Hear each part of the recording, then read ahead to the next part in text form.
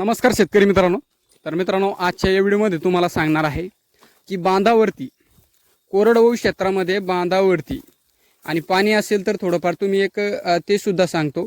कोरडवाहू क्षेत्रामध्ये तुम्ही बांधावरती 2 शेळ्याचं एक संगोपन कशा पद्धतीने करू शकता आणि 100% होतंय मित्रांनो। जर तुमची एक करण्याची इच्छा असेल तर 100% एक 2 चारे किंवा एक 3 सुद्धा तुम्ही एक लागवड करू शकता।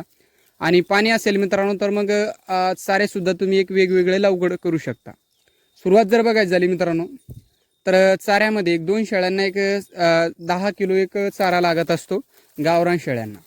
तर एक उस्मानाबादी असो किंवा गावरान असो, एक कमीत कमी शेळ्या एक चारा खातात आणि जास्त काय ज्यांना चारा लागत नाही। जर तुमची एक आवड असेल शेळीपालनामध्ये तर पूर्णतः बंदिस्तमध्ये सुद्धा तुम्ही एक 2 शेळ्या सांभाळू शकता। तर मित्रांनो 2 नाही पण याच्यापेक्षा जास्त सुद्धा सांभाळू शकता जर तुमची एक सांभाळण्याची इच्छा असेल तर सुरुवात जर बघायची झाली बघा, 2 शेळ्यासाठी तुम्ही एक बांधावरती चारा कशा पद्धतीने लागवड करू शकता। बांधावरती बघा एक सुरुवात जर बघायची झाली तर तुम्ही तुती सुद्धा लावू शकता आणि दुसरा म्हणजे एक शिवबाबूळ। तर हे 2 चारे मित्रांनो तुम्ही हिरव्या चारामध्ये एक शेळ्यांसाठी आपल्या एक घरगुती म्हणजे एक आपल्या स्वतःच्या एक शेतीमध्ये एक लावू शकता।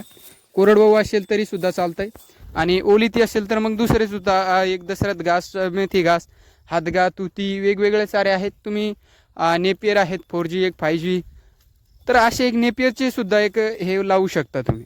पण मित्रांनो पाणी नसेल तर मग 2 चारे सुद्धा तुम्ही एक आपल्या शेतीमध्ये एक वाचू शकता। ते सुद्धा तुम्हाला सांगतो।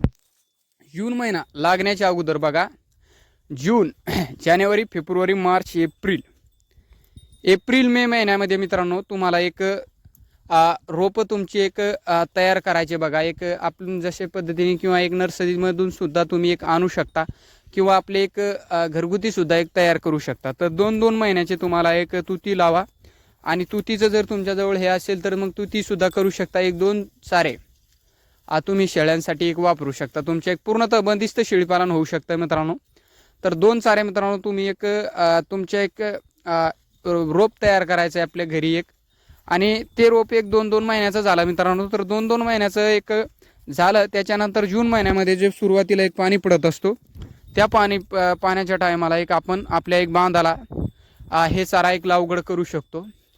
तर एक 2 याच्यावरती सुद्धा तुम्ही करू शकता कमीत कमी मित्रांनो। एक कमीत कमी पाण्यामध्ये सुद्धा तुम्हाला एक हे मिळून जाईल। तर मित्रांनो 4 महिने एक 2 महिने तुमच्याजवळ एक चांगल्या पद्धतीचे ते रोपं झाल्याच्या नंतर एक 4 महिने सतत पाणी राहत आहे बरसातीमध्ये। तर मित्रांनो 6 महिन्यामध्ये भरपूर असं एक शिवबाबूळ तर 6 महिन्यामध्ये सुद्धा एक वाचू शकते। पण तुतीला थोडंफार तुम्हाला पाणी टाकावं लागेल। आणि मित्रांनो एक हिवाळा, तर हिवाळ्यामध्ये सुद्धा एक त्या एक रोपांना पाणी कमीत कमी लागतंय। आणि उन्हाळ्यामध्ये तुम्ही एक 20 दिवसाच्या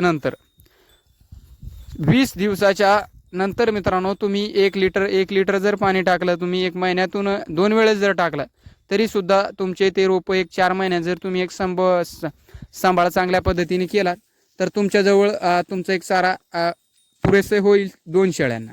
आणि त्याच्यामध्ये तुम्ही एक सुका चारा सुद्धा एक शेळ्यांसाठी स्टॉक करून ठेवू शकता। तर एवढ्या एक हिरव्या चाऱ्यावरती सुद्धा शेळीपालन होऊ शकत नाही, तर सुका चारा सुद्धा तुम्हाला एक स्टॉक करावा लागेल। तर बंदिस्त शेळीपालन तुम्ही अशा पद्धतीने सुद्धा करू शकता। तर मित्रांनो कसा वाटला व्हिडिओ नक्कीच कमेंट करून सांगा। आणि 100% तुम्ही इच्छा असेल तर 2 पेक्षा जास्त सुद्धा एक अशा पद्धतीने तुम्ही एक बांधावरती शेळ्यांचे एक संगोपन करू शकता। तर मित्रांनो व्हिडिओ पाहिल्याबद्दल मनापासून धन्यवाद। तर भेटूया एक अशा व्हिडिओसोबत।